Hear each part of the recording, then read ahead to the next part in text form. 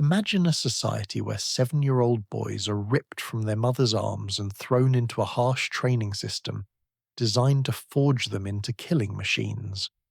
A place where babies deemed too weak are left on mountainsides to die, where the very word for citizen and soldier are the same, where teenage boys are sent into the countryside armed only with a dagger and told to hunt and eliminate enslaved people in the darkness to prove their worth, where an entire enslaved population outnumbers their masters 10-1, living under such terror that their oppressors declare war on them every single year just to keep them afraid. This isn't a nightmare from fiction. This is ancient Sparta, the most militaristic society in human history. For centuries, they were the ultimate warriors, the defenders of Greece, the soldiers so feared that their enemies would surrender at the mere sight of their red cloaks and lambda shields marching toward them in perfect formation. But their obsession with military perfection would become their fatal weakness, and their greatest triumph would sow the seeds of their catastrophic downfall. Welcome to the complete story of Sparta, where the pursuit of martial excellence created both the most formidable army the world had ever seen and engineered the spectacular collapse of an entire civilization. Before we dive into this epic journey through one of history's most fascinating civilizations, make sure to hit that subscribe button and ring the notification bell. Trust me, you won't want to miss the incredible historical stories we have coming up.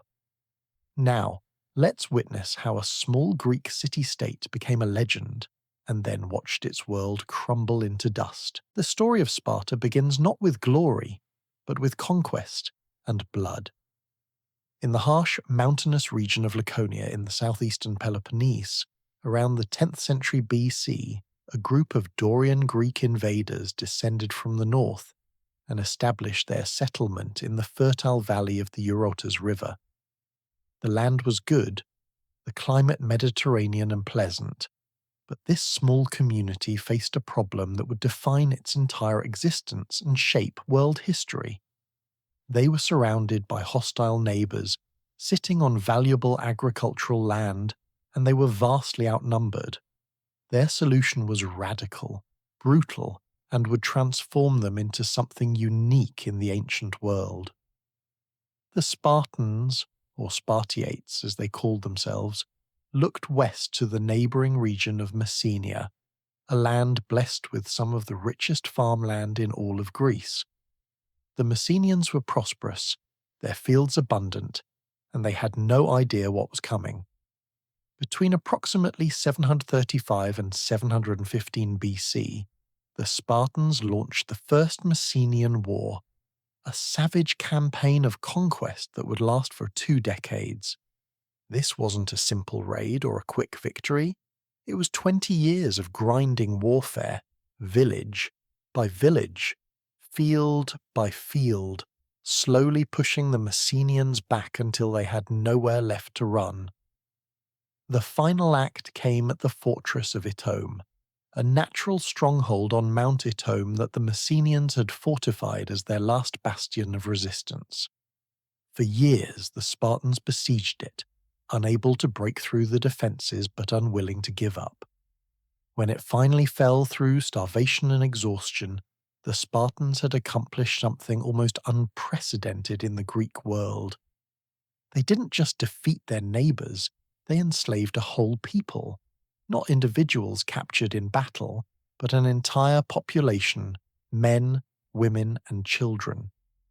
The Messenians became helots, state-owned serfs bound to the land, forced to work the fields and surrender half their produce to their Spartan masters. It was a foundation built on subjugation, and it would haunt Sparta for the rest of its existence. Consider what this meant. Overnight, the Spartans had doubled their territory and gained a massive workforce. They could now focus entirely on war because someone else was growing their food, tending their fields, and doing all the labour that typically consumed a Greek citizen's life. Yet victory came with a terrible price and an even more terrible fear. The Spartans suddenly found themselves massively outnumbered in their own land. Historical records suggest that helots outnumbered their Spartan masters by as much as 10 to 1, perhaps even more. This wasn't just a demographic challenge, it was an existential nightmare. How do you sleep at night when the people working your fields, serving your food, living all around you, and surrounding you on all sides, have every reason to slit your throat? How do you maintain control when you're so outnumbered that if they ever unified and rose up, they could wipe you out in a single night? The answer would transform Spartan society into something the world had never seen, a city-state that was simultaneously a military barracks, a police state, and a revolutionary social experiment. But first, the Spartans would learn just how terrifying their situation really was. The Spartans' worst fears were realized around 6060 BC, when, at a moment of Spartan military weakness after defeats in wars with neighboring Argos, the Messenian helots rose in a massive coordinated revolt. The Second Messenian War erupted with shocking violence, and it nearly destroyed Sparta completely. This wasn't a minor rebellion or a localized uprising. This was a full-scale war for survival, and for 2 decades the outcome was genuinely in doubt. The helots had been planning this for years, waiting for their moment. They had weapons hidden, leaders chosen, and a strategy prepared. When they struck hard. Villages of Spartans were overrun in the night. Isolated garrisons were massacred. The helots fought with the desperate fury of people who'd been enslaved for generations and knew that failure meant extermination. And they had a leader, a man whose name would become legend, Aristomenes. Aristomenes was a Messenian noble who had somehow escaped complete subjugation during the First Messenian War. He was charismatic, brilliant, and utterly dedicated to freeing his people. Contemporary accounts describe him performing almost superhuman feats. He supposedly raided Sparta itself multiple times, even entering the city at night and leaving his shield in the Temple of Athena as proof that he had been there, mocking the Spartans' inability to stop him. He won battle after battle against Spartan forces, using guerrilla tactics and intimate knowledge of the terrain to turn Spartan military superiority into a liability. According to later Greek accounts, Aristomenes was captured and thrown into a deep ravine called the Kaiadus, the same place where Spartans disposed of criminals and weak infants. But instead of dying, he found a fox that had also fallen in, followed it through a narrow passage, and escaped. Whether true or not, the story reveals how he became a folk hero, a symbol of resistance that terrified the Spartans. Here was a helot, someone they had dismissed as barely human, making fools of the supposedly superior Spartan warriors. For 20 brutal years the war raged. The Spartans couldn't put down the rebellion. They called in allies from other Greek cities, but the Messenians, fighting on their home ground for their freedom, were nearly unstoppable. The Spartans suffered defeat after defeat. They tried to storm the refortified Itome and were repulsed with heavy casualties. They tried to blockade it and found the Messenians could still get supplies. They were running out of options and their citizen body was being bled white. The turning point came not through military brilliance but through attrition and treachery.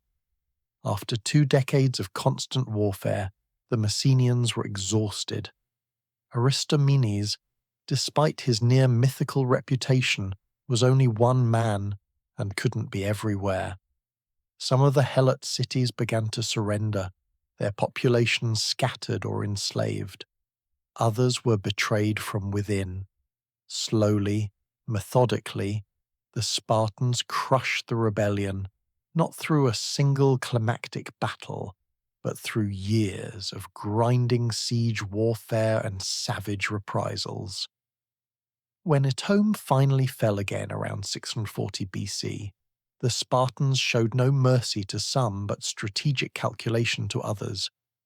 Aristomenes and many rebels were allowed to flee into exile rather than be executed, probably because the Spartans wanted this nightmare war to end, and couldn't afford to slaughter every fighting-age Messenian when they needed workers. But they made sure the surviving helots understood what rebellion would cost. Reprisals were savage. Entire villages that had supported the revolt were wiped out. The survivors were marked, watched, and terrorized.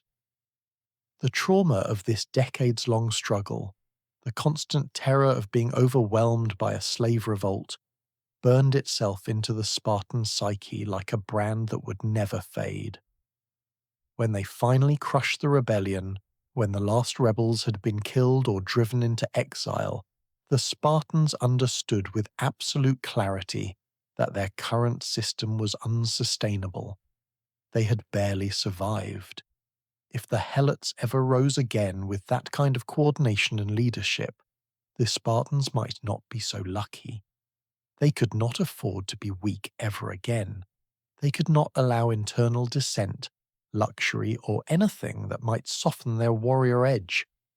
They needed to transform their entire society into a permanent military machine, forever vigilant, forever ready, forever hard. They needed to become something more than human.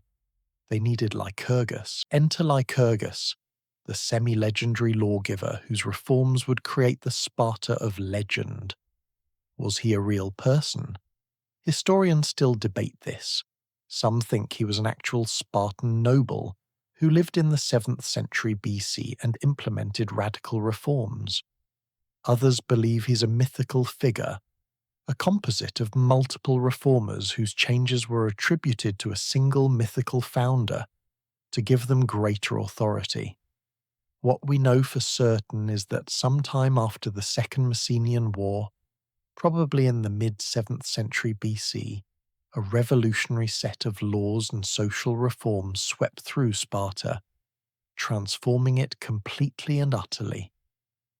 The changes were so radical, so comprehensive, and so unlike anything in the Greek world that they were attributed to divine sanction. As tradition tells us, Lycurgus didn't just wake up one day and decide to rewrite Spartan society.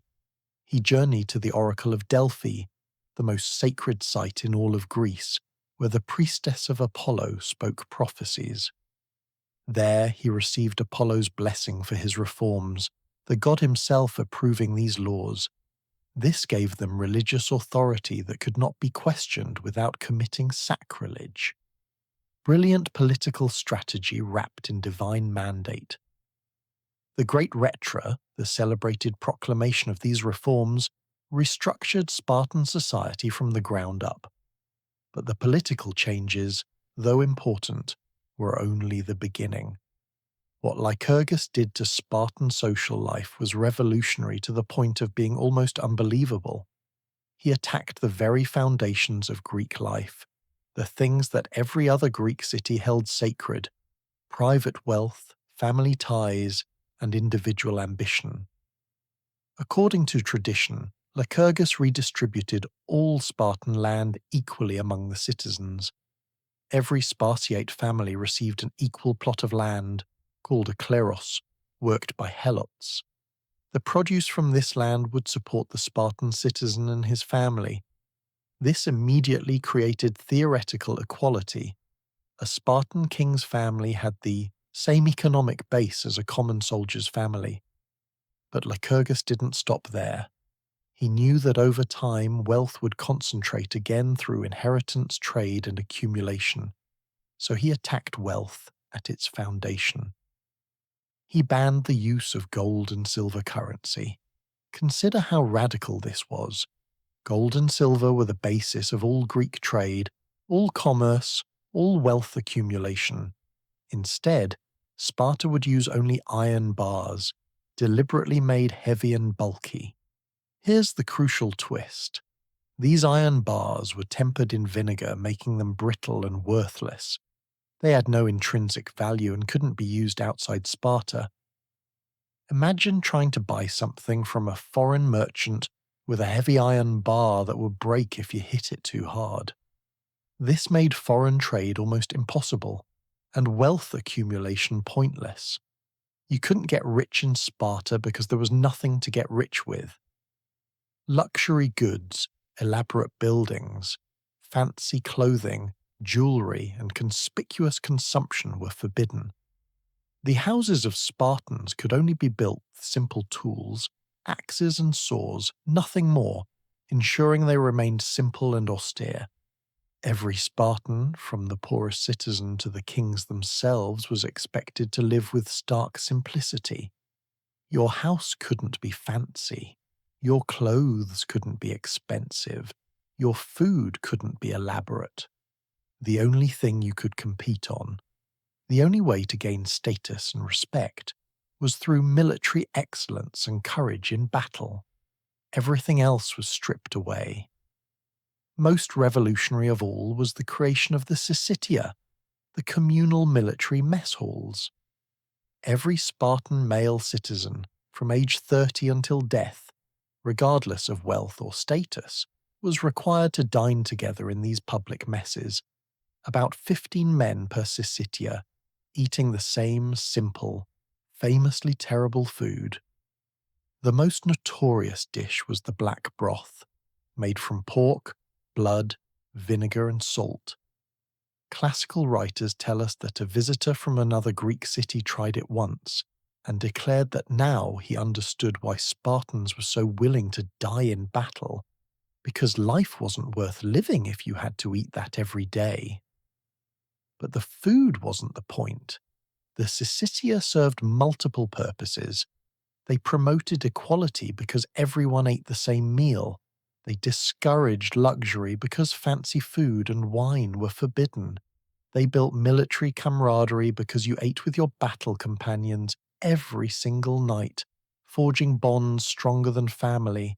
And most importantly, they removed men from their private homes and family influence. A Spartan man didn't come home for dinner, he ate with his military unit. His primary loyalty wasn't to his family, it was to his fellow soldiers and to the state. The state came before everything, before family, before personal ambition, before comfort, before life itself. Failure to contribute your monthly share of food and goods to your Syssitia meant expulsion from the mess, and expulsion from the mess meant loss of citizenship. You became a hypomaians, an inferior, someone who had failed the Spartan ideal. You lost all political rights, couldn't participate in the assembly, and carried shame that marked you for life. For a Spartan, this was a fate worse than death. The message was clear and absolute. The collective comes before the individual, always.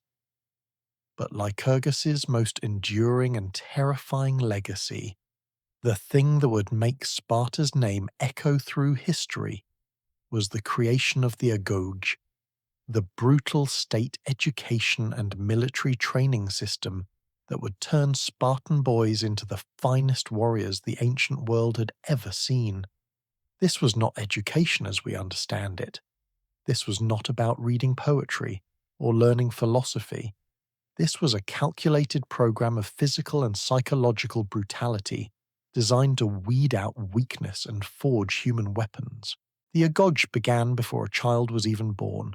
Spartan women were encouraged, even required, to stay physically fit during pregnancy, exercising and training to ensure they would bear strong children. When a Spartan baby entered the world, it didn't go straight to its mother's arms. It was immediately taken to be inspected by the elders, experienced warriors who examined every infant for signs of weakness, deformity, or sickness. Imagine being that father, watching old men examine your newborn child, knowing they have the power of life and death. If they decided your baby was too weak, too sickly, had any deformity, or just didn't look robust enough, the infant was taken to the Apothecae, a chasm on Mount Taygetus. There, it was left to die of exposure. No burial, no funeral, no mourning, just abandoned to die because it wasn't deemed worthy of consuming Spartan resources and might weaken the citizen body if allowed to live. This practice, shocking to modern sensibilities and disturbing even to other Greeks who heard about it, was seen by Spartans as a necessary culling. They justified it with cold logic. Sparta couldn't afford to waste resources on weak children who would never become effective soldiers. Every mouth to feed had to be a potential warrior. It was brutal, it was merciless, and it tells you everything you need to know about Spartan priorities.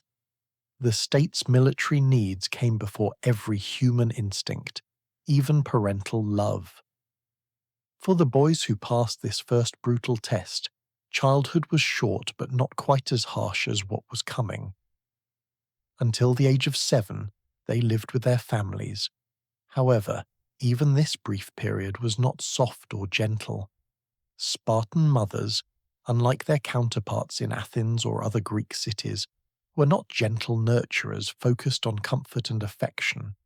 They were told to raise their sons to be hard, to ignore pain, to never complain, to show no weakness. Crying was punished. Showing fear was mocked. Asking for comfort was met with disdain. Spartan mothers had a reputation throughout Greece for their harshness and their absolute commitment to military values. A well-known tale tells of a Spartan mother who had 5 sons fighting in a battle. When a slave returned from the battlefield, she didn't ask if her sons were safe. She asked, "Did Sparta win?" When told yes, she said, "Then I am happy," and only then asked about her sons. When she learned 4 had died but 1 survived and Sparta had won, she went to the temple to thank the gods. The story might be exaggerated, but it reveals what Spartans valued: victory for the state above all, even above the lives of your own children.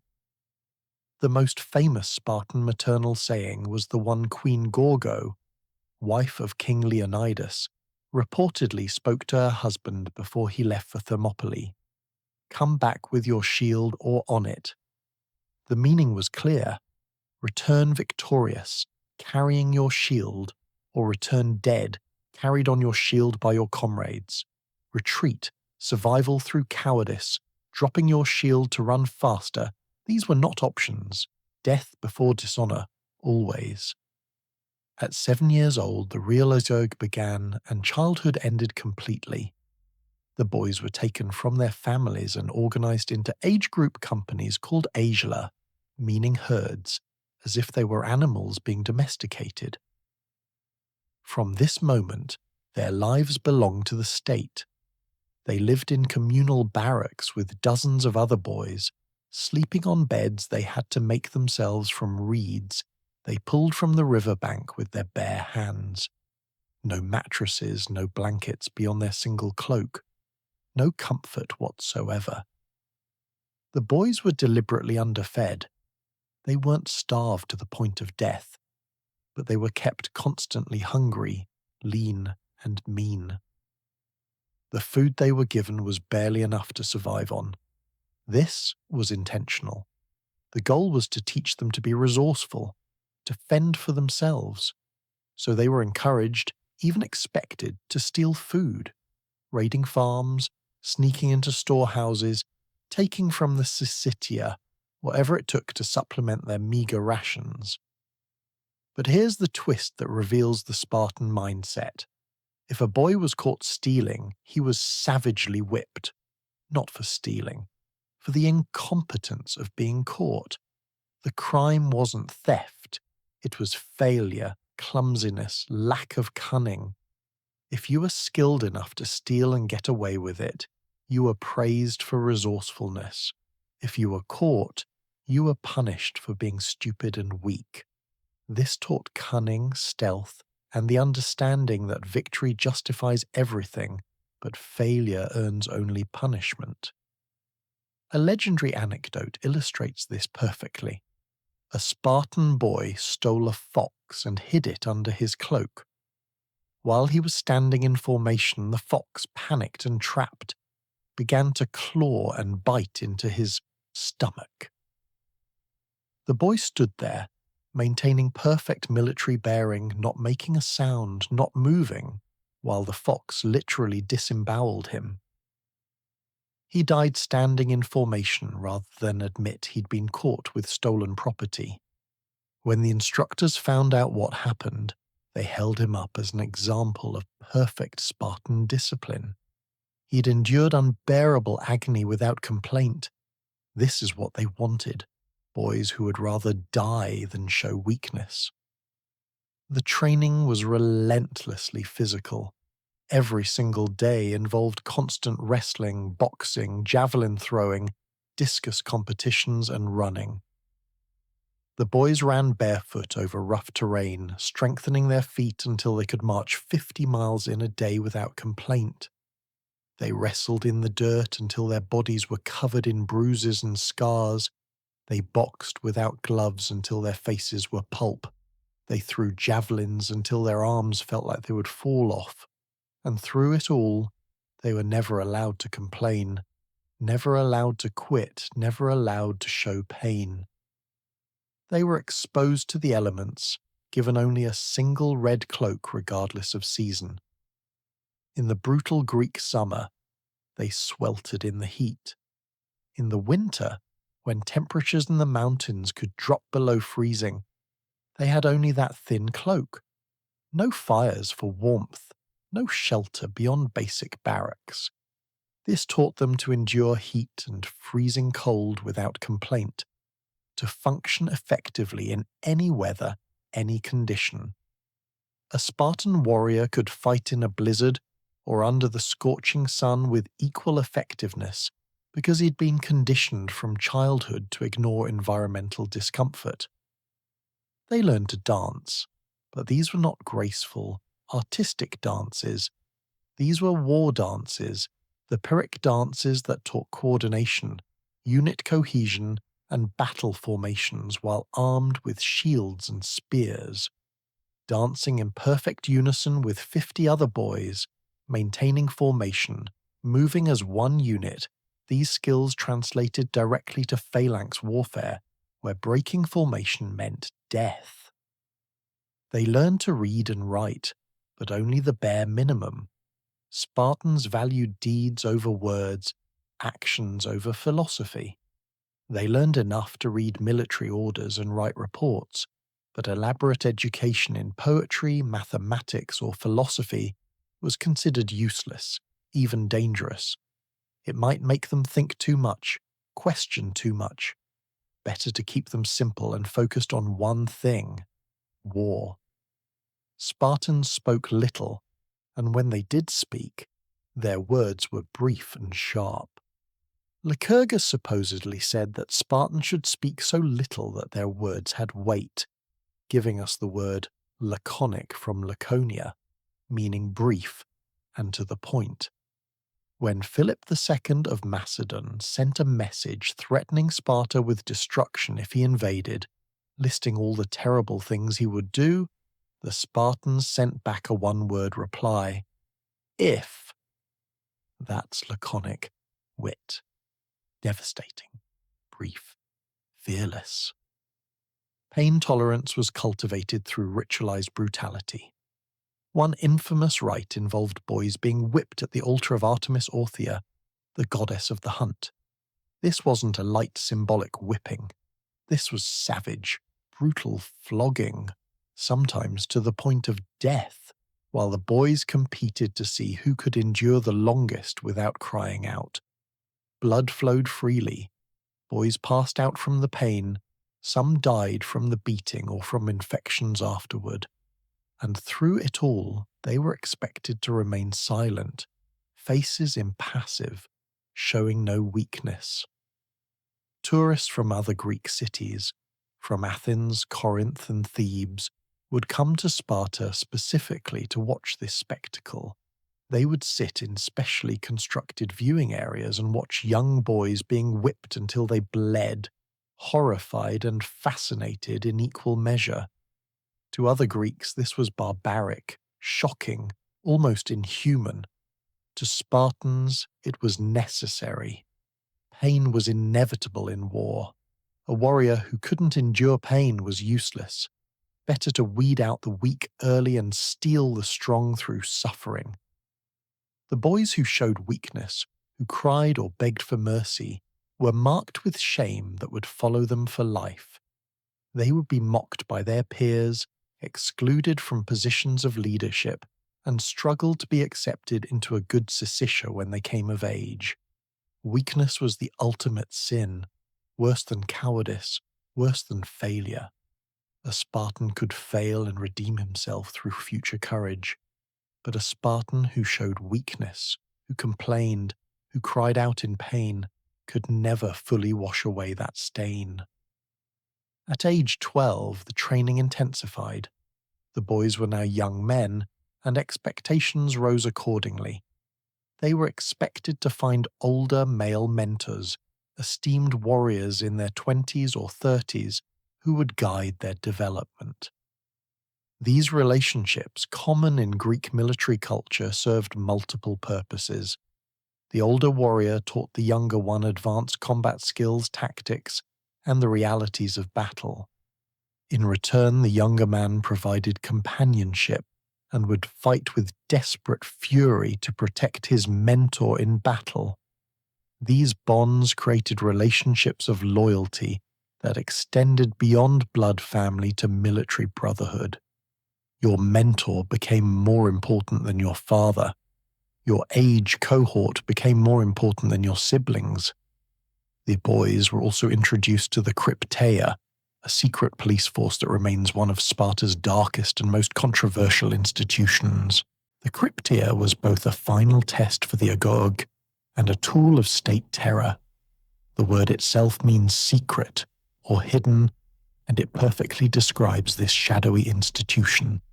Selected young Spartans, usually around age 20, and considered the most capable, ruthless, and ideologically committed, were chosen for the Crypteia.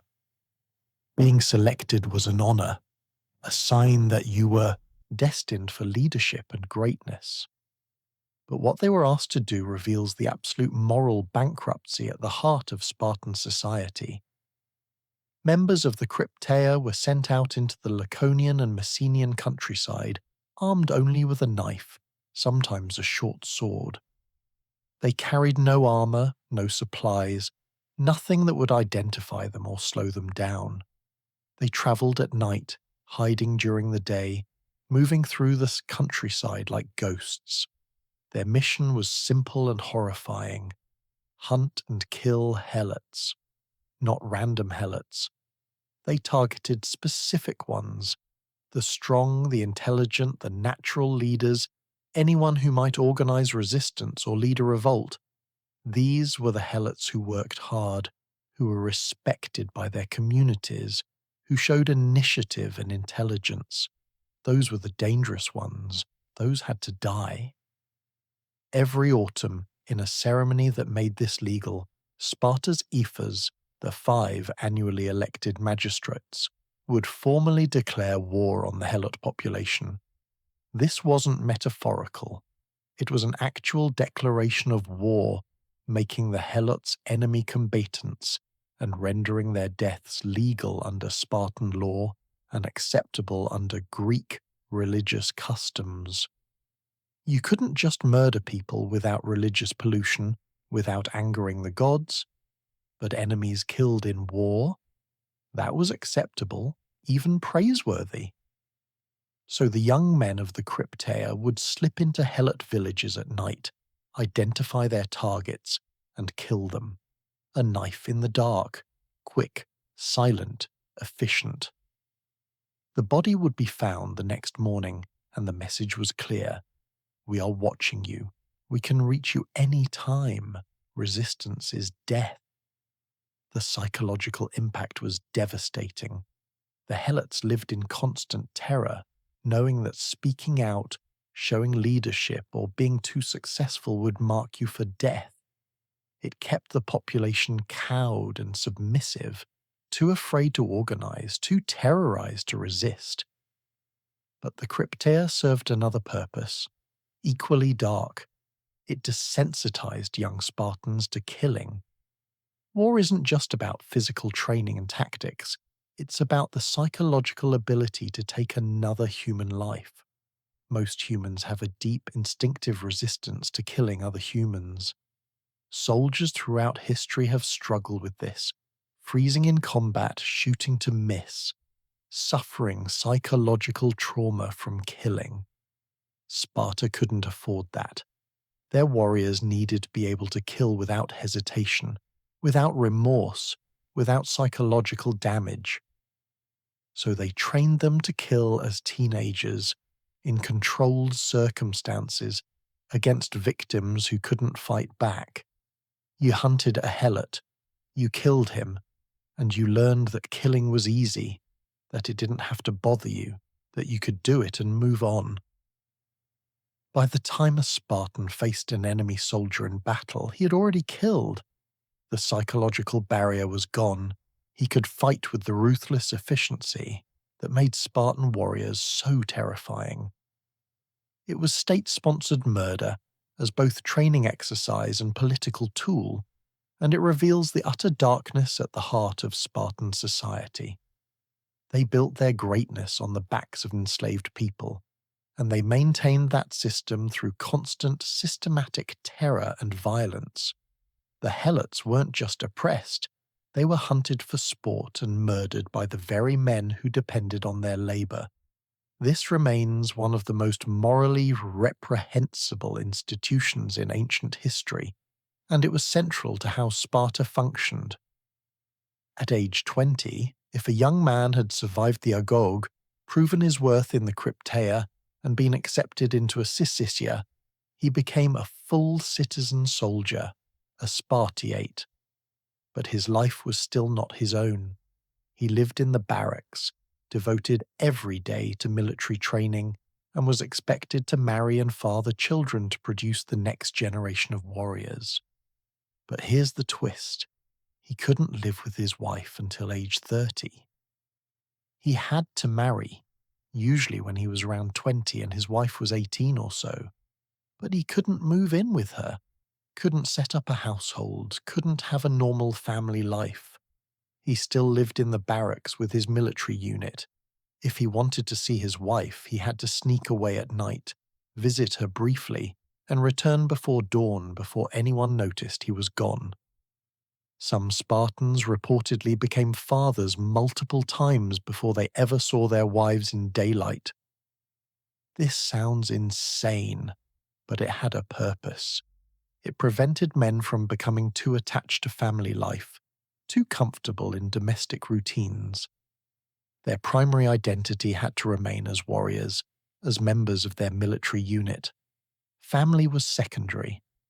Only at 30, after a decade of marriage and military service, could a man finally live with his wife and family. Even then, he still ate dinner at his Syssitia every night and spent most of his day training. This system had an unexpected consequence. Spartan women enjoyed far more freedom, respect, and power than women anywhere else in the ancient Greek world. While women in Athens were essentially property, confined to their homes, forbidden from owning property, receiving minimal education, and expected to be silent and obedient, Spartan women were educated, physically trained, economically powerful, and outspoken. Think about it. Spartan men lived in barracks, ate at communal messes, and were constantly away training or at war. Someone had to run everything else. That someone was Spartan women. They managed estates, controlled agricultural production, made economic decisions, and effectively ran domestic society. And they were prepared for this. Girls didn't go through the Agoge, but they received education and physical training. They learned to read, write, and do mathematics. They exercised, ran races, and trained to be physically fit, because Spartans believed that strong women bore strong children. Ancient sources report that Spartan women controlled approximately 40% of all land in Sparta. How? They could inherit property equally with men, and since so many Spartan men died in war without male heirs, property often passed to daughters and wives.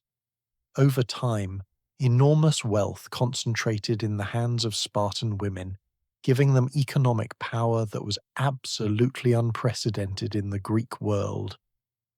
They could speak freely, even to men, even offering advice on military and political matters. There are recorded instances of Spartan women openly criticizing their husbands, mocking cowards, and praising the brave.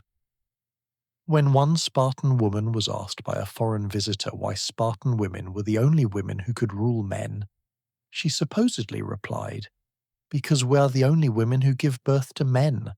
That's Spartan female confidence and pride. Queen Gorgo, wife of King Leonidas, is perhaps the most famous Spartan woman. She was highly educated, politically savvy, and respected enough that men sought her counsel. Ancient historians record that Gorgo, as a young girl, warned her father, King Cleomenes, not to trust a foreign envoy who was trying to bribe him. She saw through the man's deception when the adult male advisors didn't. Later, when Persia was preparing to invade Greece, the Greeks received a blank wax tablet from an ally in Persia. It appeared to be nothing, just a writing tablet with no message. But Gorgo figured it out. The message had been written on the wood beneath the wax layer, then covered with wax to hide it. When they scraped away the wax, they found the warning that Xerxes was coming. Her intelligence potentially saved Greece. And of course, there's her famous farewell to Leonidas. "Come back with your shield or on it." A Spartan woman's role wasn't to weep and beg her husband not to go to war. It was to demand he fight bravely and return victorious or die trying. That was love in Sparta, expecting your husband to risk death for the state and being proud when he did. The result of this entire system, the Agoge, the Syssitia, the Crypteia, the role of women, all of it, was the most formidable infantry force in the ancient world. Spartan hoplites were professionals in an age of citizen militias, while other Greek city-states fielded farmers and merchants who trained part-time, maybe a few weeks a year. Spartans were full-time warriors who lived for battle. They trained every single day, perfecting the techniques of phalanx warfare until they could perform them instinctively, even in the chaos and terror of battle. Their discipline was legendary. In battle, when other Greek armies charged in chaotic mobs, shouting and screaming, Spartans advanced in perfect silence, maintaining flawless formation, stepping in unison to the sound of flutes. They sang paeans, hymns to the gods, as they marched into death. This created an eerie, terrifying spectacle. Hundreds of men in blood-red cloaks, shields emblazoned with the Greek letter lambda for Lacedaemonia, advancing in perfect unison, silent except for the flutes and hymns, utterly disciplined and seemingly fearless. Their courage was unmatched because they had been conditioned from childhood to value honor above life. Death in battle was glorious. Survival through cowardice was shame worse than death. This created warriors who would choose death over breaking formation, rather die than retreat, rather die than fail their comrades. For over 2 centuries, Sparta would field what was effectively an unstoppable military machine, and the Greek world was about to see just how terrifying that machine could be. The true test of the Spartan system, the moment when their warrior culture would be validated before all of Greece and echo through all of human history, came in the early 5th century BC, when the Persian Empire, the largest and most powerful empire on earth, set its sights on conquering Greece. The Greco-Persian Wars would provide the stage for Sparta's greatest military triumphs and cement their reputation forever as Greece's supreme warriors, the defenders of Hellenic freedom. When the Persian king Darius the Great sent his forces to punish Athens for supporting a revolt in his empire, it was Athens that faced the brunt of the invasion alone at Marathon in 490 BC. The Athenians asked Sparta for help, and Sparta agreed to send troops. But they were delayed by a religious festival, the Carneia, which forbade military campaigns. By the time the Spartan army arrived, Athens had already won a shocking victory, defeating the Persians through brilliant tactics and desperate courage. But Sparta's absence, even though it was for religious reasons, created a sense of shame, a feeling that they needed to redeem themselves, to prove their supremacy when the Persians inevitably returned. That return came 10 years later in 480 BC, and this time it was overwhelming beyond imagination.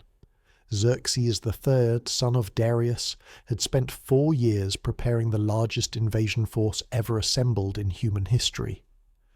Ancient sources describe an army of over 1 million men, though modern historians think it was probably between 200,000 and 300,000, still an absolutely massive force for the ancient world. His engineers bridged the Hellespont, the narrow strait between Asia and Europe, with boats lashed together, creating a pontoon bridge that his army crossed for 7 days and 7 nights. His soldiers supposedly drank entire rivers dry.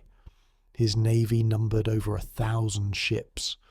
This was the Persian Empire at the height of its power, and it was coming to conquer Greece and turn it into just another Persian province. Time 1.0's Greece, a patchwork of constantly feuding city-states who could barely agree on anything, faced total annihilation. In this moment of supreme crisis, they did something unprecedented. They united.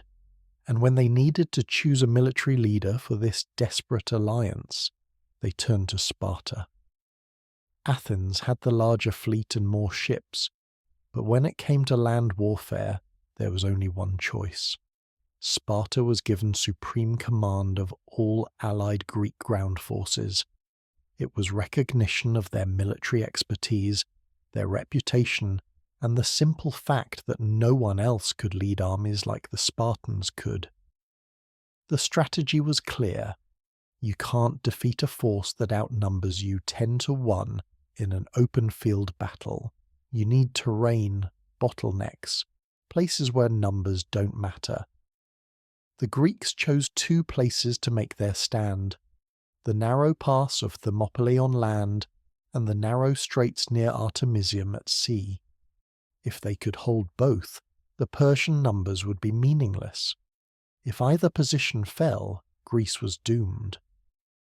King Leonidas, one of Sparta's 2 hereditary kings from the Agiad royal house, personally volunteered to lead the force defending Thermopylae. This itself was unusual. Spartan kings rarely led small expeditionary forces, they led main armies. But Leonidas had consulted the oracle of Delphi, and the prophecy had been dark. Either Sparta would fall, or a Spartan king would die. Leonidas understood what this meant. This was a suicide mission, and it required a king to give it the weight it needed. So he took command personally. He selected his personal bodyguard, 300 elite Spartiates, all men over 30 who had living sons to continue their bloodlines. This detail is crucial. These weren't random soldiers. They were veteran warriors in their prime, every single one a father, ensuring their families would continue even after they died. They knew this was likely one-way trip, and they went anyway, proudly, because dying for Sparta was the highest honour a Spartan could achieve. They were joined by about 7,000 other Greek allies, soldiers from Thebes, Corinth, Thespiae, and other cities.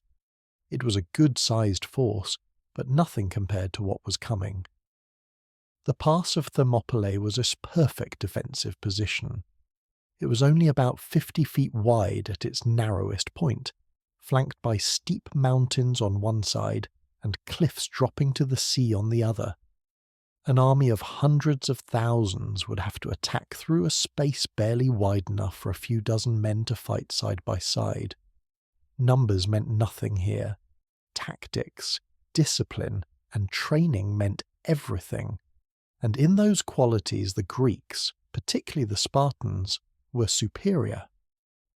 When Xerxes arrived and saw the Greek force blocking the pass, he couldn't believe their audacity. Ancient historian Herodotus tells us that Xerxes sent scouts forward, and they reported something bizarre. The Spartans were outside their wall, some exercising, others calmly combing their long hair. Xerxes, confused, asked a Greek exile what this meant. The man explained, "Spartans comb their hair before battle, preparing to die beautifully."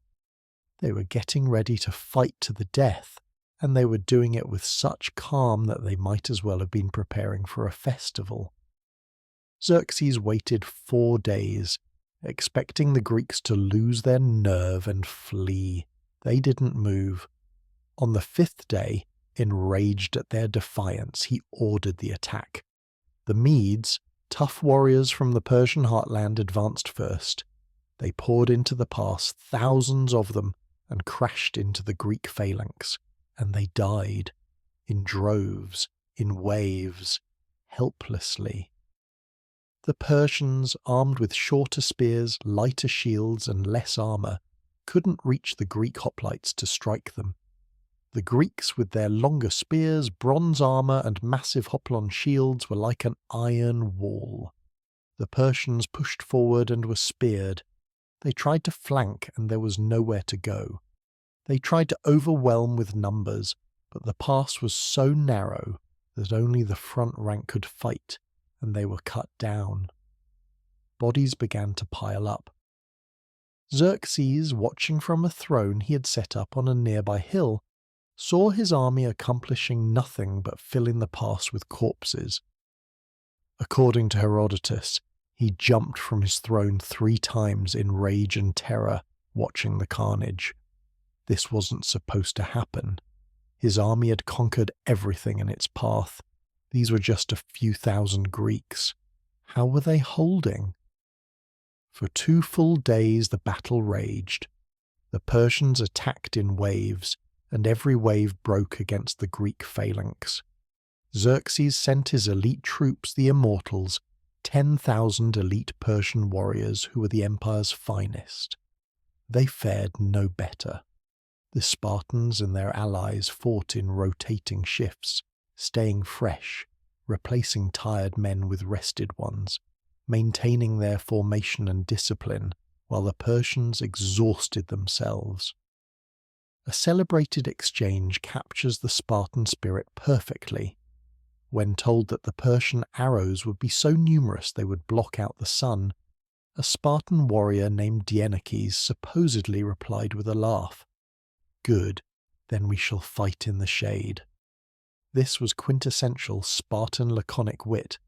Facing impossible odds, death is certain. Respond with dark humour and absolute confidence. Fear is weakness, and weakness is unacceptable. The Greeks were winning. Against all odds, a few thousand men were holding off the largest army the world had ever seen. If they could just hold on a bit longer, the Persian fleet might be destroyed at Artemisium, Xerxes might run out of supplies, the invasion might collapse, victory was possible. And then came betrayal. A local Greek named Ephialtes, a man who had become the most infamous traitor in Greek history, approached Xerxes seeking reward. He revealed a mountain path, a narrow track called the Anopeia path, that wound around the mountains and would allow the Persians to outflank the Greek position and attack from behind. Xerxes immediately sent the Immortals to march through the night and get behind the Greeks. The Greeks had posted a force of Phocian soldiers to guard that path, but the Persians scattered them easily in the darkness.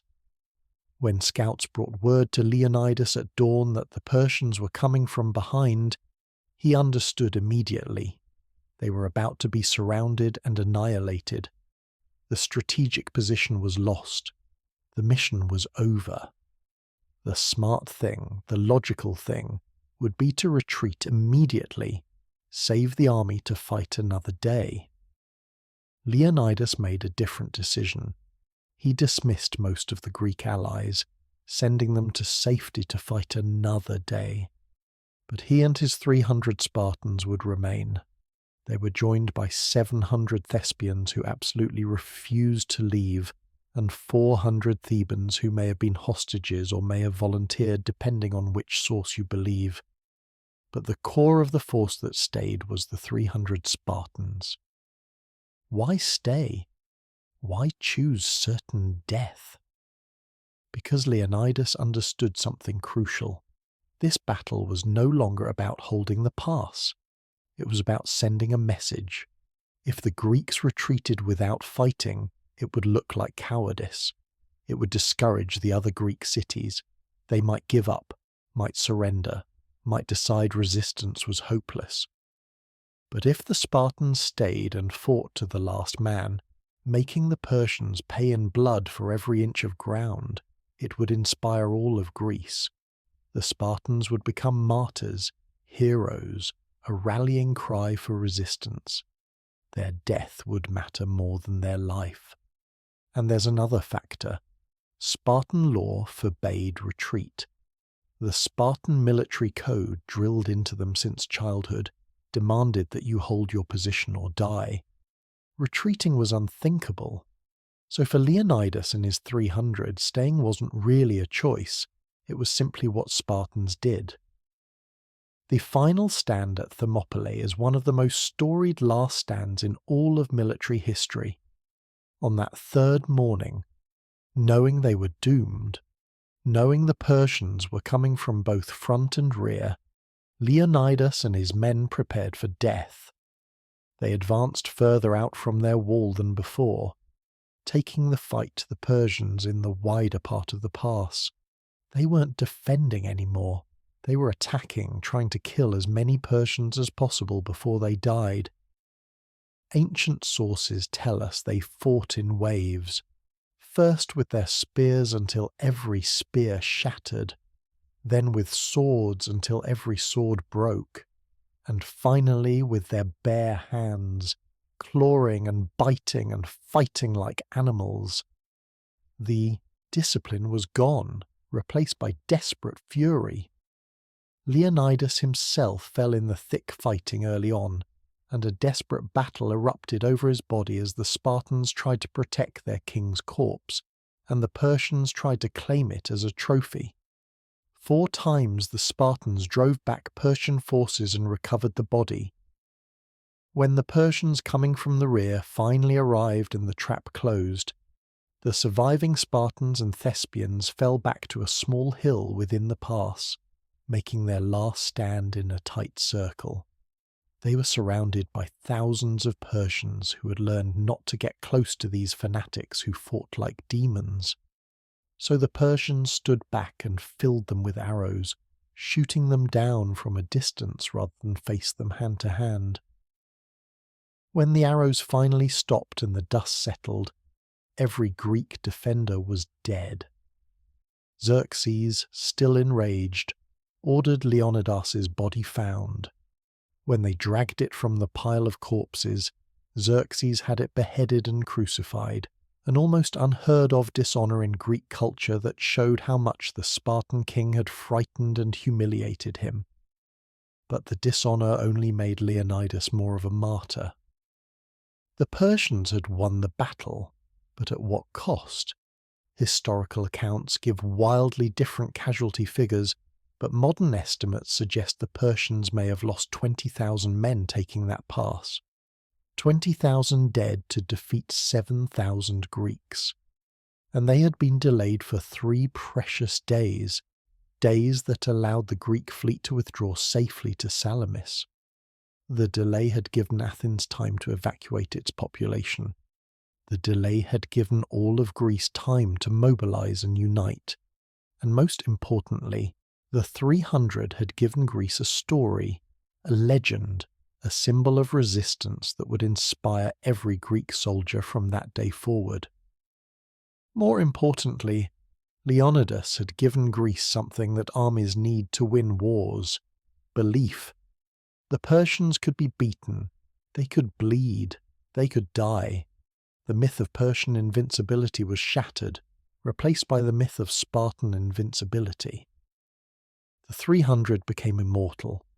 The poet Simonides composed an epitaph for the Spartans at Thermopylae that would be carved on a stone and become one of the most celebrated epitaphs in history. Go tell the Spartans, stranger passing by, that here, obedient to their laws, we lie. Simple, direct, powerful. They'd done their duty. They had obeyed Spartan law. They had died as Spartans should, in battle, standing their ground, never retreating. What more needed to be said? The delay at Thermopylae allowed the Greek fleet, under the brilliant Athenian commander Themistocles, to withdraw to the island of Salamis near Athens.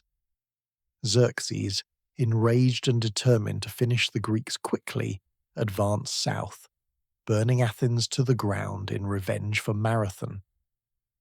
The Athenian population had evacuated to Salamis and other nearby areas, and they watched their city burn, wondering if all was lost. But Themistocles had a plan. He understood that Xerxes needed a quick victory. The Persian king had left his army in hostile territory with supply lines stretching back thousands of miles. Winter was coming. He couldn't afford a long campaign. He needed to destroy the Greek fleet, break Greek resistance, and secure his conquest before his massive army ran out of supplies. And Themistocles was going to give him exactly what he wanted, or at least make him think he was. Themistocles sent a secret message to Xerxes, pretending to be a traitor. The message claimed that the Greek allies were about to flee, sailing away in different directions, and that if Xerxes attacked immediately, he could trap and destroy them. It was a complete lie, but Xerxes believed it. Why wouldn't he? He had just won at Thermopylae. The Greeks seemed on the verge of collapse. This was his chance to end the war in one stroke. Xerxes ordered his fleet, numbering perhaps 600 to 800 ships after losses at Artemisium, to enter the narrow straits of Salamis and block both exits, trapping the Greek fleet. He even had a throne set up on a nearby hill so he could watch his navy destroy the Greeks and enjoy the spectacle. What he didn't know was that he was sailing into a trap. In September 480 BC, the Battle of Salamis began. The Persian fleet sailed into the narrow straits and suddenly found themselves in chaos. The straits were too narrow for them to maneuver effectively. Their ships bunched together, colliding with each other, unable to use their superior numbers. The Greek fleet, numbering around 370 ships but with crews that knew these waters intimately, attacked. The Greek triremes, sleek war galleys with bronze rams on their prows, rowed at full speed and smashed into the crowded Persian ships. Bronze rams punched through wooden hulls, ships capsized, men drowned by the thousands, weighed down by armor and unable to swim in the chaos. The Persians, trapped in the narrow waters, couldn't retreat, couldn't maneuver, couldn't bring their superior numbers to bear. It was Thermopylae in reverse, with the Greeks using terrain to negate Persian numerical superiority. Xerxes, watching from his throne, witnessed his supposedly invincible navy being torn apart. Ship after ship went down. The water turned red with blood. bodies floated everywhere. The Greeks, inspired by the sacrifice at Thermopylae and fighting for their homes and families, fought with desperate fury. By the end of the day, the Persian fleet was shattered. They had lost perhaps 200 ships and tens of thousands of men. The Greek losses were minimal in comparison. This was the turning point of the entire war. Xerxes, sitting on that throne watching his dreams of conquest literally sink before his eyes, understood that everything had changed. Without a fleet, he couldn't supply his massive army. He couldn't protect his line of retreat across the Hellespont. If the Greeks sailed there and destroyed his bridge of boats, his entire army would be trapped in Greece and could be starved into submission. He had no choice. Xerxes withdrew, taking most of his army back to Persia and leaving his best general, Mardonius, with a picked force of perhaps 100,000 men to finish the conquest. Mardonius was talented, experienced, and absolutely confident he could defeat the Greeks. He had elite Persian troops, cavalry superiority, and the wealth of the empire to bribe Greek cities into betraying the alliance. He spent the winter of 480–479 BC trying to split the Greek alliance, offering Athens incredibly generous terms if they would switch sides. But Athens refused. They would rather see their city burned again than submit to Persia. In the summer of 479 BC, the largest Greek army ever assembled, perhaps 100,000 hoplites from all the allied city-states gathered to face Mardonius. And leading this army was Pausanias, the Spartan regent acting on behalf of Leonidas's young son. The stage was set for the final decisive battle of the Persian Wars. The armies met near the city of PLATAEA in Boeotia. For days they manoeuvred, neither wanting to attack uphill or across unfavourable terrain. Mardonius had his cavalry constantly harassing the Greek lines, cutting off their water supply, trying to force them into a disadvantageous position. The Greeks were struggling with supply issues and were considering withdrawing to better ground. But then Mardonius made his mistake. Thinking the Greeks were retreating in disorder during a night repositioning, he ordered a full attack. His Persian troops, elite warriors who had conquered most of the known world, advanced confidently. They formed a wall of wicker shields and poured arrows into the Greek lines. This was how Persians fought: missile weapons, mobility, and shock. It had worked from India to Egypt. It didn't work against Spartans.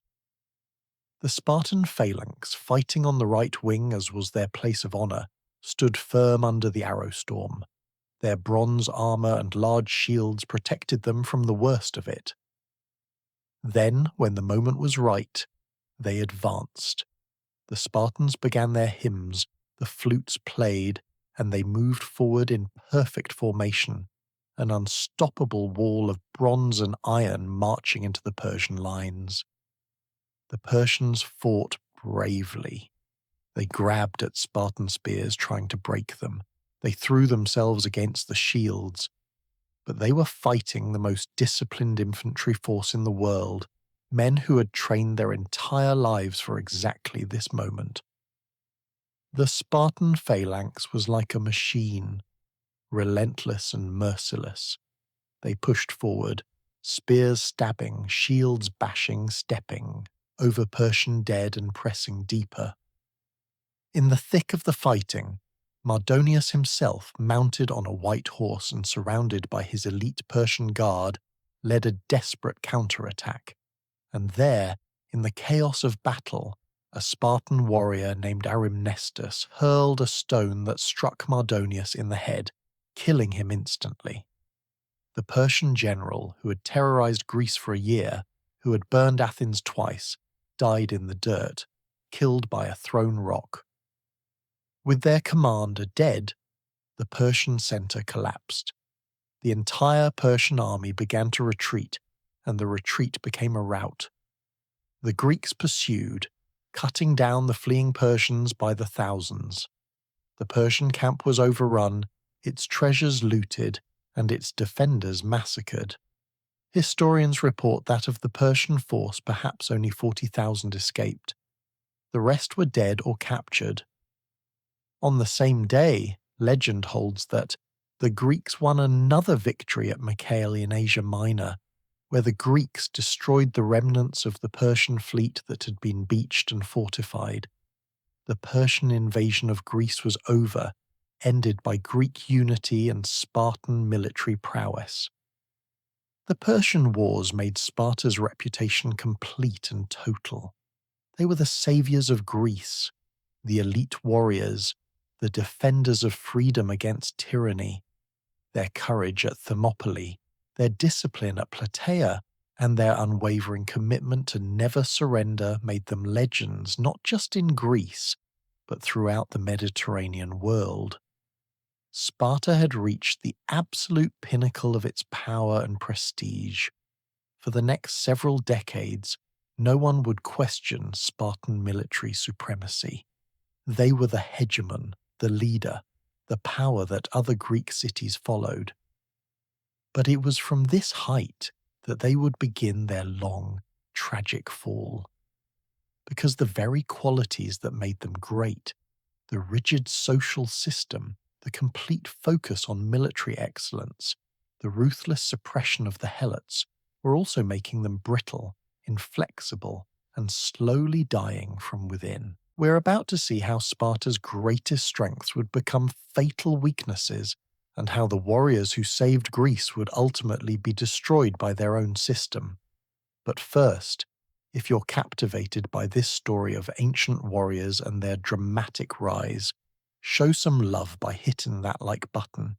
It really helps us bring you more epic historical content like this. Now, let's see how it all fell apart. In the decades following the Persian Wars, Sparta stood at the zenith of its power. They led the Peloponnesian League, a coalition of allied city-states across southern Greece that gave them enormous military and political influence. Their system seemed vindicated, proven by victory against the greatest empire on earth. But beneath the surface of this golden age, deep structural problems were already eating away at the foundations of Spartan power, flaws inherent in the very system that had made them great. The first and most critical problem was demographic collapse. The Spartan system was built on an extremely exclusive citizenship. Only those who completed the Agoge were accepted into a syssitia and could afford their contributions could be full Spartiates with political rights and military duties. But this citizen body was small and shrinking at an alarming rate.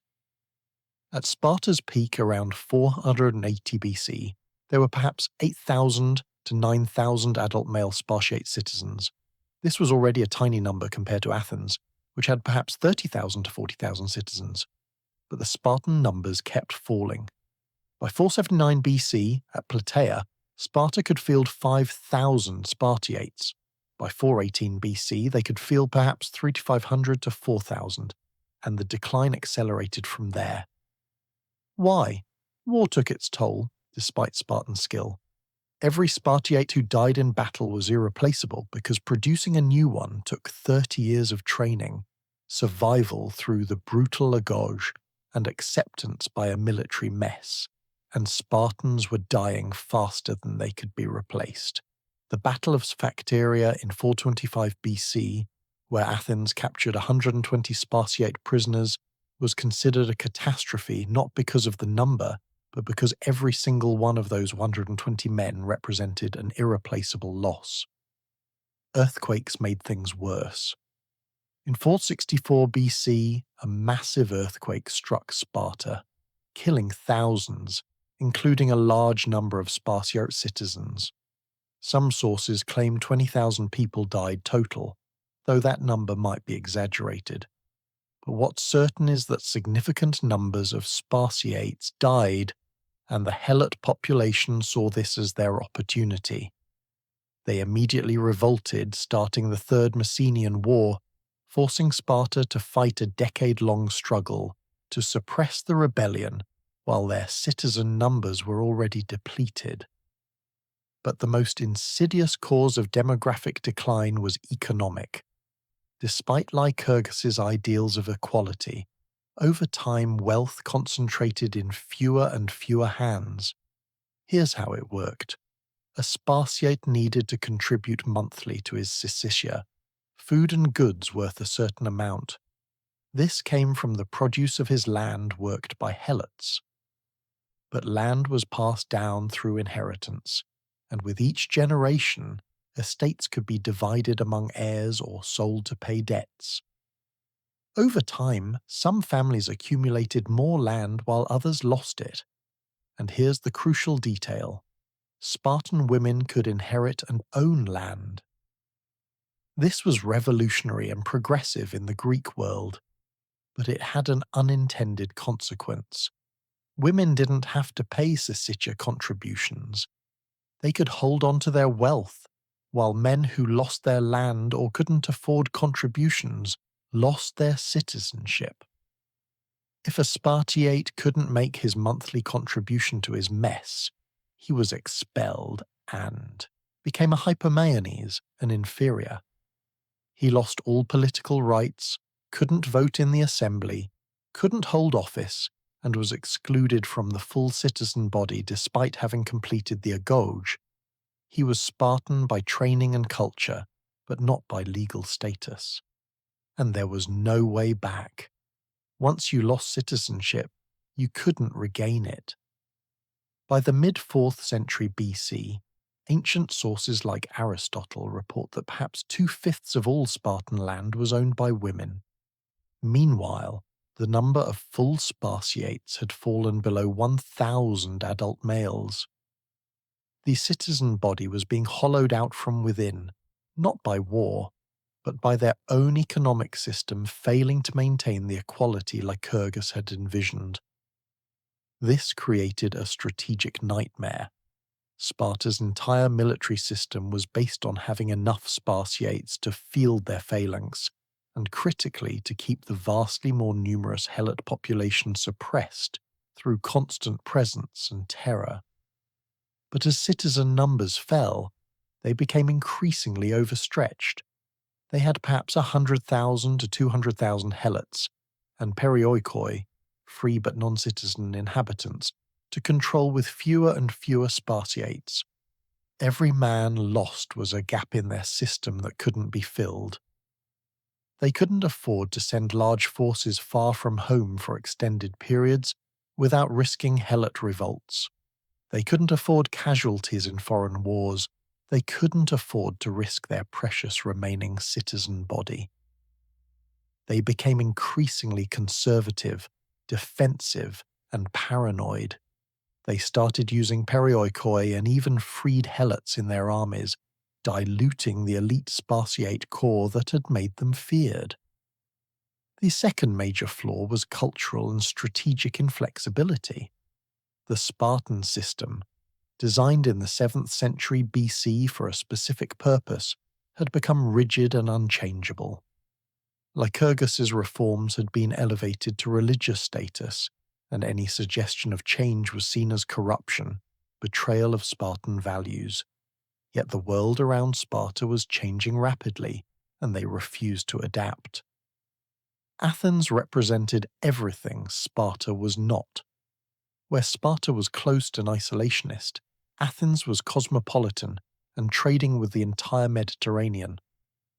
Where Sparta discouraged wealth, Athens embraced commerce and became fabulously rich, using that wealth to build the largest navy in Greece. Where Sparta limited citizenship, Athens gradually expanded it. Where Sparta was intellectually stagnant, Athens became the intellectual capital of Greece, home to philosophers, playwrights, artists, and scientists. Socrates, Plato, Sophocles, Euripides, all Athenian. Sparta produced soldiers, nothing else. Most dangerously for Sparta, Athens transformed the Delian League, originally an alliance against Persia, into the Athenian Empire. Hundreds of cities across the Aegean paid tribute to Athens, filling its treasury and funding its massive fleet. By the middle of the 5th century BC, Athens and Sparta represented two completely different visions of Greek civilization, and they increasingly viewed each other as existential threats. The First Peloponnesian War from 460 to 445 BC was a series of conflicts and proxy wars that ended in exhausted stalemate and a treaty supposed to last 30 years. It lasted barely 15. Both sides used the peace to prepare for the inevitable final showdown. The spiral toward total war had begun, and it would tear the Greek world apart. In 431 BC, the fragile peace shattered, and the Great Peloponnesian War began. For the next 27 years, Greece tore itself apart in a conflict that devastated the entire peninsula. It was a clash of everything: Sparta's invincible land army against Athens's unbeatable navy, oligarchy against democracy, discipline against creativity, tradition against innovation. The brilliant Athenian leader Pericles understood that Athens couldn't defeat Sparta in a land battle. The Spartan phalanx was still the deadliest fighting force in Greece. So he adopted a defensive strategy that made brilliant sense on paper. Abandon the Attic countryside, bring everyone behind Athens' long walls connecting the city to its port of Piraeus, and use the navy to import food, raid Spartan territory, and maintain the empire. Athens, protected by its walls and supplied by sea, would outlast Sparta. The Spartans could ravage Athenian territory all they wanted, but they couldn't take the walls and couldn't stop the navy. For the first years of the war, this strategy worked, but at a terrible human cost. The Spartan king Archidamus led his army north every summer and systematically destroyed the Athenian countryside. Farms were burned, olive groves were cut down, crops were destroyed. It was economic warfare designed to force Athens to come out and fight. But Athens refused, staying behind its walls while its fleet raided the Peloponnesian coast. Then disaster struck Athens in a form no one anticipated: plague. In 430 BC, with the entire rural population of Attica crammed into Athens for protection, a devastating epidemic swept through the overcrowded city. Modern historians aren't sure what disease it was, possibly typhus or typhoid fever, but whatever it was horrifically lethal. The death toll was catastrophic. Perhaps a quarter to a third of Athens' population died, including Pericles himself in 429 BC. But Athens endured. Their democracy was resilient enough to survive losing its greatest leader. They had younger, more aggressive leaders ready to take over, and they still had their fleet and their empire. The war became a savage, grinding affair that destroyed the old conventions of Greek warfare. Cities that had been neutral for generations were forced to choose sides. Entire populations were massacred or enslaved. The Spartans slaughtered Athenian prisoners. The Athenians destroyed entire cities like Melos for refusing to join their empire. The war produced moments of shocking Spartan vulnerability. In 425 BC, Athenian forces trapped a Spartan garrison of 420 men, including 120 full Spartiates, on the island of Sphacteria. After a brief siege, the Spartans surrendered rather than fight to the death. This shocked the entire Greek world. Spartans had surrendered. Spartans who were supposed to fight to the last man, who came back was their shield or on it, had actually surrendered to save their lives. The truth was that by this point, every single Spartiate was so valuable, so irreplaceable, that Sparta couldn't afford to lose 120 of them for the sake of honor. The myth was cracking, showing the demographic crisis beneath. Athens held those prisoners hostage, threatening to execute them if Sparta invaded Attica. It worked. Sparta was paralyzed by the fear of losing those precious citizens. But Athens made mistakes too. In 415 BC, at the height of its power, Athens launched a massive expedition to conquer Sicily, sending thousands of soldiers and over 200 ships to besiege Syracuse. It was a disaster. The Sicilian expedition ended in 413 BC with total annihilation. Nearly the entire Athenian force was destroyed or captured. Thousands of Athenians died in Sicilian quarries, used as slave labor by their captors. It was the worst defeat Athens had ever suffered. Sparta, seeing Athens weakened, did something that would have been unthinkable to Leonidas. They made a deal with Persia, their old enemy. In exchange for Persian gold to build a fleet and Persian support, Sparta agreed to abandon the Greek cities of Asia Minor to Persian control. It was a complete betrayal of everything they had fought for in the Persian Wars, the freedom of all Greeks from foreign domination. But they were willing to sacrifice principle for victory. With Persian gold, Sparta built a fleet. They found a brilliant admiral, Lysander, who understood naval warfare and politics equally well. Lysander systematically destroyed Athens' empire city by city, cutting off their tribute and strangling their economy. The final blow came in 405 BC at Agoge in the Hellespont. The Athenian fleet, 180 ships carrying the last of Athens' military power, was beached on the shore. Lysander, who'd been shadowing them for days, attacked at dawn when the Athenian sailors were ashore looking for food. It was a complete surprise. The Athenians tried to reach their ships, but it was too late. Lysander captured or destroyed nearly the whole fleet in a one-sided massacre. 3,000 Athenian prisoners were executed on Lysander's orders. Athens was now defenseless. Sparta besieged the city by land while their new fleet blockaded it by sea. No food could get in.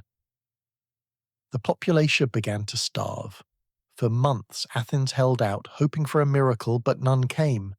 Finally, in April 404 BC, Athens surrendered unconditionally. The long walls were torn down to the music of flutes and celebration. Sparta's allies wanted to destroy Athens completely, enslave its population, and salt the earth. But Sparta refused, saying that Athens had done too much for Greece during the Persian Wars to deserve annihilation. It was perhaps the last moment of Spartan nobility. They had won. After 27 years of war, Sparta stood supreme over Greece, the undisputed hegemon, the victors of the greatest war in Greek history. Yet it was a hollow, poisoned victory. The war had devastated the Greek world. Entire cities were destroyed, generations were dead, treasuries were empty, and Sparta, the victor, was perhaps the most damaged of all. Their citizen body had been further depleted by decades of warfare. Numbers that had been around 3,000 to 4,000 Spartiates at the war's start were now perhaps 2,000 to 2,500, and they now ruled an empire they were utterly unequipped to manage. The Spartan system had been designed for a small, closed society defending a specific territory, not for administering a complex network of hundreds of allied and subject states. They didn't have enough citizens to garrison cities. They didn't have the administrative expertise to manage tribute systems. They didn't have the diplomatic skills to balance competing interests. And worst of all, they had become corrupted by the very wealth and power they had won. Spartan governors abroad, far from the austere control of Sparta, became tyrannical and corrupt. They hoarded gold and silver, the very things Lycurgus had banned. They lived in luxury. They abused their power. The cities that had welcomed Sparta as liberators from Athenian imperialism quickly discovered that Spartan rule was worse. Athens had at least been honest about its imperialism. Sparta was hypocritical. preaching about freedom and Greek autonomy while crushing anyone who challenged them. And they had betrayed the Greeks of Asia Minor to Persia, the same Persians Leonidas had died fighting. The moral authority Sparta had earned at Thermopylae was utterly destroyed by Lysander's cynical deal. Within a decade, Sparta found itself fighting former allies in the Corinthian War, with Athens, Thebes, Corinth, and Argos all united against them, funded by Persian gold. The Persian king, playing Greek city-states against each other with masterful manipulation, had switched sides, now funding Sparta's enemies. Sparta was exhausted, overstretched, and running out of manpower. The Greek world had descended into endless, pointless war with no winners, only losers. And then came Thebes, and everything changed forever. The true beginning of Sparta's end came not from its old rival, Athens, but from Thebes, a city they had long dominated and dismissed as second-rate. Following the Corinthian War and the king's peace brokered by Persia in 386 BC, Sparta had imposed harsh terms on its enemies. But Thebes, proud and resentful, chafed under Spartan domination. In 382 BC, Sparta took the extreme step of seizing the Theban citadel, the Cadmeia, and installing a pro-Spartan oligarchic government. It was a blatant violation of the peace terms and revealed Sparta's hypocrisy. They claimed to fight for Greek freedom while brutally suppressing any city that challenged them. But in 379 BC, Theban exiles led a daring coup. They infiltrated the city disguised as women attending a festival, assassinated the pro-Spartan leaders at a banquet, and sparked an uprising that expelled the Spartan garrison. Thebes was free, and it had tasted Spartan blood. Under two brilliant generals, Epaminondas and Pelopidas, Thebes began to rebuild its military. But they didn't just copy other Greek cities, they innovated.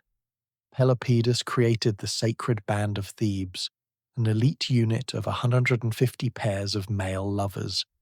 The theory was that men would fight with exceptional courage to protect their lovers, refusing to show cowardice before the person they loved most. It proved devastatingly effective. The Sacred Band became the most feared elite unit in Greece, fanatically brave and superbly trained. But Epaminondas' real innovation was tactical. He studied Spartan warfare and identified its weakness. Traditional Greek phalanx battles were formulaic. Both armies lined up, strongest troops on the right wing because shields were carried on the left arm, and both right wings would typically win their engagements, then wheel around to attack each other from behind. It was predictable, almost ritualistic. Epaminondas decided to break the rules completely. He would amass his best troops on his left wing in an unprecedented formation 50 ranks deep, compared to the traditional 8 to 12 ranks.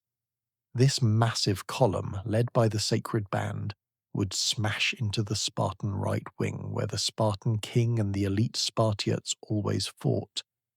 Meanwhile, the rest of his line would refuse engagement, holding back at an oblique angle, not even attacking until the left wing had done its work. It was revolutionary, asymmetrical warfare that completely violated every convention of Greek battle. In 371 BC, at the plain of Leuctra in Boeotia, Epaminondas got his chance to test his tactics against the army that had been undefeated in pitched battle for over 200 years. King Cleombrotus of Sparta led approximately 10,000 troops, including about 700 full Spartiate citizens, one of the largest concentrations fielded in decades.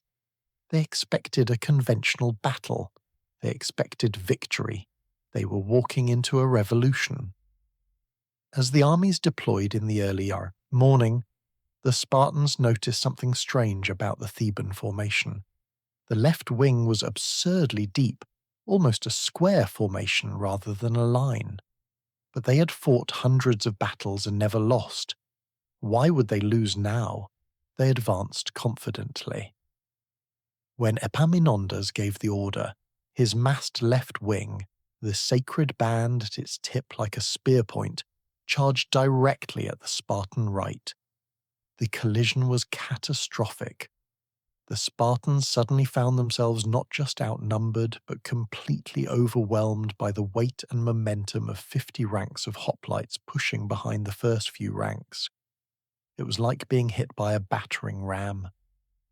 The Spartans, the men who'd been taught since childhood never to break, never to retreat, tried to hold. They pushed back, spears stabbing, shields slamming. But the physics were impossible. The Theban column, with its massive weight and momentum, pushed forward inexorably. The Spartan phalanx, only 12 ranks deep, began to buckle. King Cleombrotus, fighting at the front as Spartan kings always did, was struck down and killed in the opening clashes. His death sent shockwaves through the Spartan ranks. For men who had been taught their entire lives that Spartans were invincible, that they never lost, that their kings were descended from Heracles himself, seeing their king fall in the first minutes was psychologically devastating. The Spartan right wing, the elite core of the army, began to collapse. Men who had never retreated in their lives started to fall back. As they gave ground, the entire Theban line swept forward, the previously held back center, and right now advancing and hitting the Spartan left. The Spartan allies, seeing the elite Spartiates themselves in full retreat, broke completely. The battle became a rout. When the fighting ended, 400 Spartiate citizens lay dead on the field. 400, more than half the entire Spartan contingent. It was the single greatest loss of Spartiate lives in a single battle in Spartan history. Worse than Thermopylae, because at Thermopylae they had chosen to stay and die. At Leuctra they had fought to win and lost anyway. The news of Leuctra sent shockwaves through all of Greece like an earthquake. The myth of Spartan invincibility, the foundation of their power for 2 centuries, the thing that made enemies surrender at the sight of red cloaks, was shattered in a single afternoon. Spartans could lose. Spartans could be outfought. Spartans could be beaten. And if Spartans could lose, then everything was possible. Thebes was now the dominant military power in Greece. Yet Epaminondas wasn't done. He understood that defeating Sparta in one battle wasn't enough. You had to destroy the system that produced Spartan warriors. So he did something no one had dared to do in over 300 years. He invaded Laconia itself. In 370 BC, and again in 369 BC, Epaminondas led Theban armies deep into the Peloponnese, not just raiding, but actual invasion with the goal of permanent territorial conquest. He marched right up to the city of Sparta itself, something no enemy had done since the Dorian invasions centuries earlier. Sparta had no walls, never needed them, always relied on their warriors to be their walls. Now those warriors couldn't stop the Theban advance. The city descended into chaos. Old men and women who had never seen an enemy army in their lives watched Thebans march through their territory. Sparta actually mobilized the Helots, armed them, and promised them freedom if they fought. Thousands accepted, which reveals how desperate the situation was. Epaminondas didn't attack the city directly because besieging an urban area without proper walls was difficult and costly, but he didn't need to. He had a different target. Epaminondas marched west into Messenia and did something that changed everything. He liberated the Helots. After over 300 years of slavery, after generations of brutality and terror, after living under the constant threat of the Crypteia, the Messenian helots were free. Epaminondas helped them rebuild their ancient capital city of Messene and fortified it with massive walls, some of the finest defensive fortifications in Greece. In one stroke, Sparta lost half its territory, most of its agricultural base, and the labour force that had supported its entire system. Think about what this meant economically. Spartan citizens didn't work their own land. Helots did that. Spartan citizens trained for war full-time because someone else was growing their food. Now half those helots were gone, free citizens of an independent Messenia. The remaining Spartan citizens had to work reduced land themselves or hire labour. But that meant no time for full-time military training.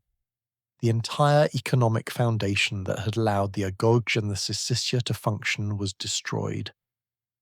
Epaminondas also established the Arcadian League and built Megalopolis, Great City, a massive fortified city in the heart of the Peloponnese. It was populated by Sparta's former Arcadian allies, now united against them and protected by enormous walls. Sparta was now surrounded by hostile fortified cities: Messene to the west, Megalopolis to the north, Argos to the northeast. The Peloponnesian League, which had existed for centuries and made Sparta the hegemon of Greece, dissolved. Sparta's territory was reduced to just Laconia, a fraction of its former extent. The demographic crisis reached catastrophic levels. By the mid-4th century BC, the number of full Spartiate citizens had fallen below 1,000, perhaps as low as 700. Think about that. From 8,000 to 9,000 at the time of the Persian Wars to fewer than 1,000 a century later.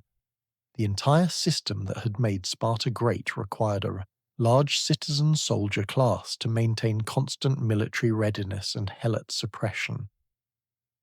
With only a few hundred citizens, that system was no longer viable. Sparta tried desperate measures. They created new citizen categories, allowed perioikoi and freed helots to fight in the phalanx alongside the dwindling number of Spartiates, and even hired mercenaries. These were band-aids on a mortal wound. Sparta without a large Spartiate class was just another Greek city-state, and not a particularly important one.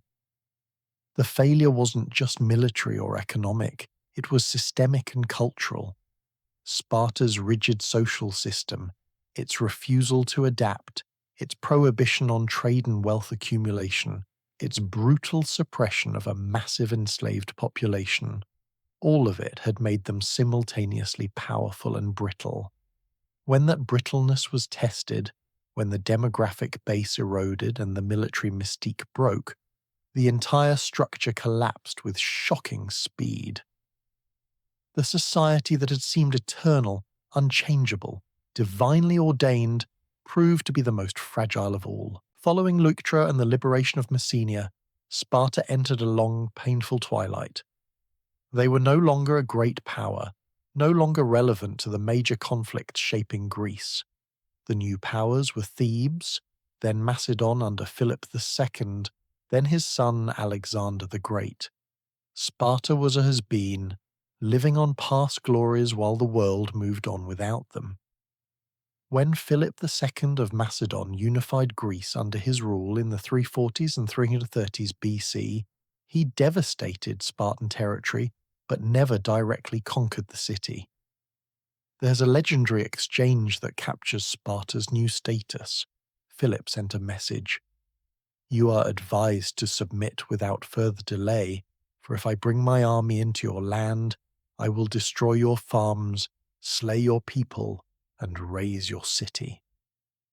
The Spartans, displaying a flicker of their old laconic wit, sent back a one-word reply: "If." Philip did invade Laconia, ravaged it thoroughly, stripped away more territory, and gave it to Sparta's enemies. But he never besieged Sparta itself. Some say it was respect for their history. More likely, it was because they simply weren't worth the effort.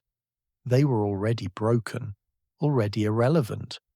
Why waste time conquering a city that posed no threat?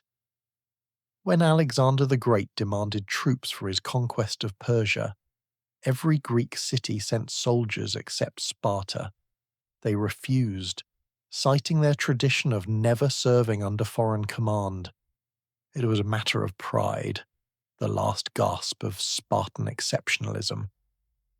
Alexander, busy conquering the known world from Greece to India, didn't bother to punish them.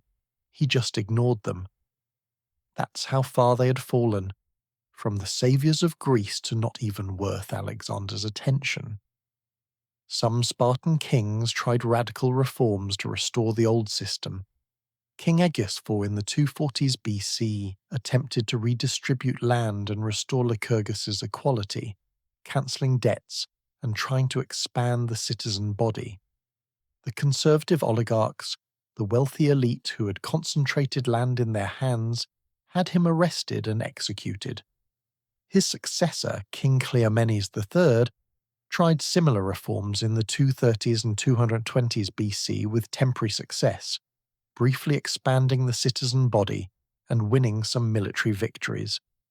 But he was ultimately defeated by a coalition of his enemies and died in exile in Egypt. These reform attempts revealed the fundamental problem. The old system couldn't be restored because the conditions that created it no longer existed. The helots were free. The land was gone. The demographics were shattered, and any meaningful change threatened the interests of those who still held power.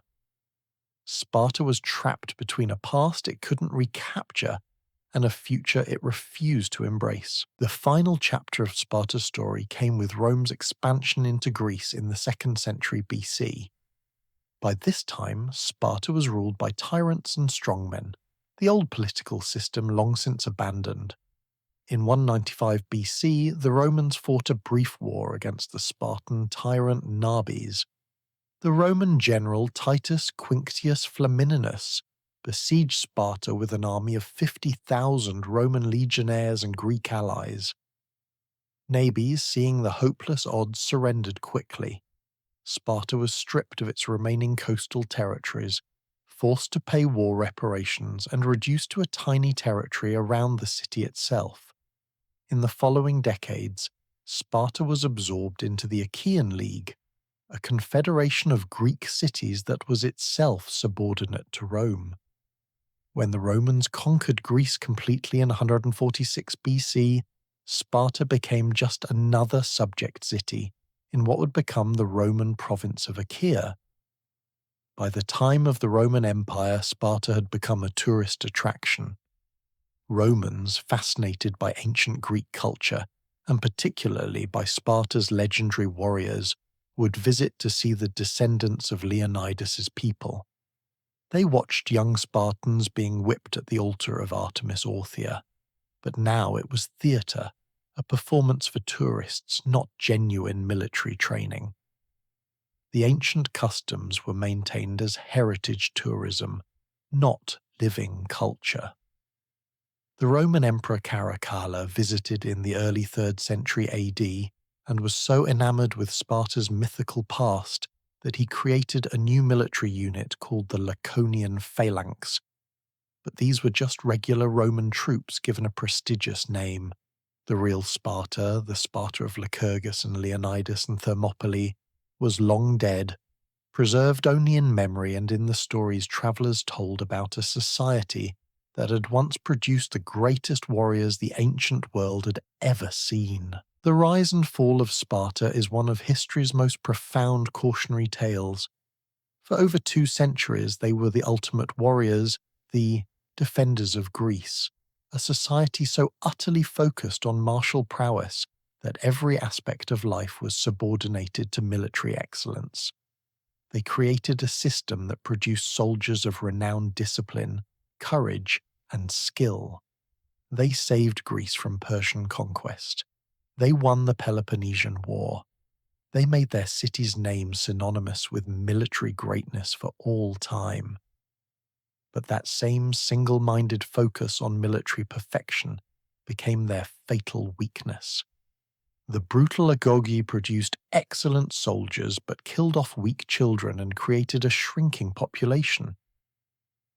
The suppression of the HELOTs required constant violence and vigilance, making foreign wars risky and eventually impossible when demographics collapsed.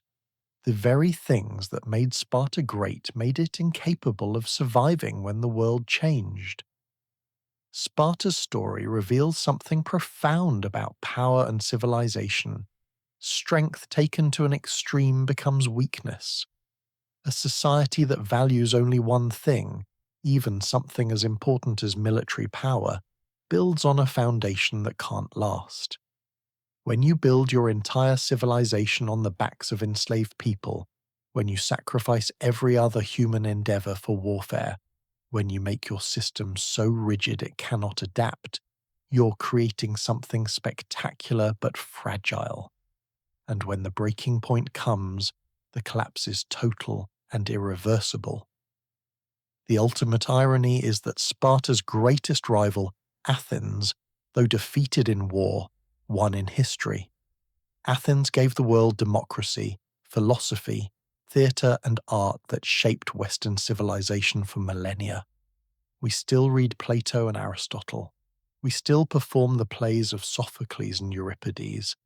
Athenian democracy, however flawed, inspired political revolutions worldwide. What did Sparta leave? A few historic battles, a cautionary tale about militarism, and the word Spartan, meaning austere and harsh. Yet we remember them. We remember the 300 at Thermopylae standing against impossible odds. We remember the red cloaks and bronze shields advancing in perfect formation to the sound of flutes. We remember Lycurgus's radical reforms in the brutal Agoge. We remember because Sparta, despite its profound flaws and ultimate failure, represented something that still captures our imagination: absolute commitment, unwavering courage, and the willingness to sacrifice everything for something greater than yourself. They were extreme, brutal, built on slavery and violence, and ultimately doomed. But they were undeniably remarkable. Their story endures not because they were good, they often weren't, but because they were extraordinary. And that's why, more than 2,000 years after the last Spartan warrior died, we still tell their story. So what do you think? Was Sparta's system inevitably bound to fail? Or could they have adapted and survived? Was their military excellence worth the brutal cost in human freedom and suffering? And what lessons can we draw from their rise and fall about how societies balance strength with flexibility, tradition with innovation, military power with everything else that makes civilization worthwhile? Let us know your thoughts in the comments below. This is the kind of discussion that makes history come alive.